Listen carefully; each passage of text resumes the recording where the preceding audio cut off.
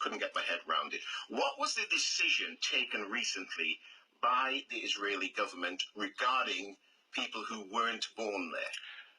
So again, let me take a step back. I'm not sure why we're coming in here to talk about anti-Semitism against the British community, but you're asking me about the actions of the government of Israel. Yes, I am. And I'm not sure why those two are relevant. And this is exactly the point. British Jews are being accused of dual loyalty on a regular basis by people from both the rank and file of the Labour movement, the Labour Party, its supporters, Momentum, and indeed by people like Chris Williamson, the MP. So I'm not sure.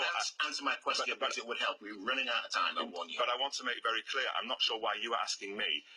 I'm organising a rally today against anti-Semitism in the UK. Well, what does that have to do with the actions of the Israeli government? I'm a British citizen. Why are you asking me about actions of the Israeli government? I can tell you exactly why.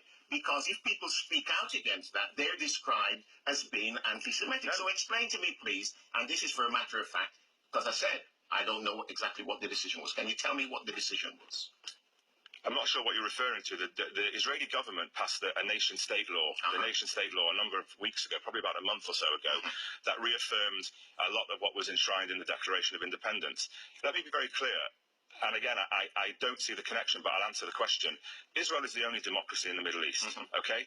It's the only democracy amongst a sea of dictatorships and anarchy.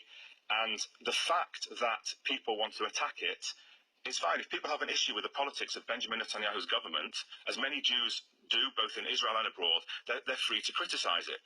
But if you compare, for example, one of the definitions of IRA says that it's anti-Semitic to compare Israel to the Nazis. Okay, that's probably one of the most anti-Semitic things you can say to a Jew. Agree with that. Okay, that was argued over by the Labour Party. So you have to show intent. You have to say, the Labour Party are now saying, okay, we'll accept it, but you have to show intent that it was meant to be anti-Semitic. There's no whys and wherefores about it. If you call a Jew a Nazi, you are an anti-Semite. I would definitely agree with that. But the Labour Party argued over that. Let me ask you this.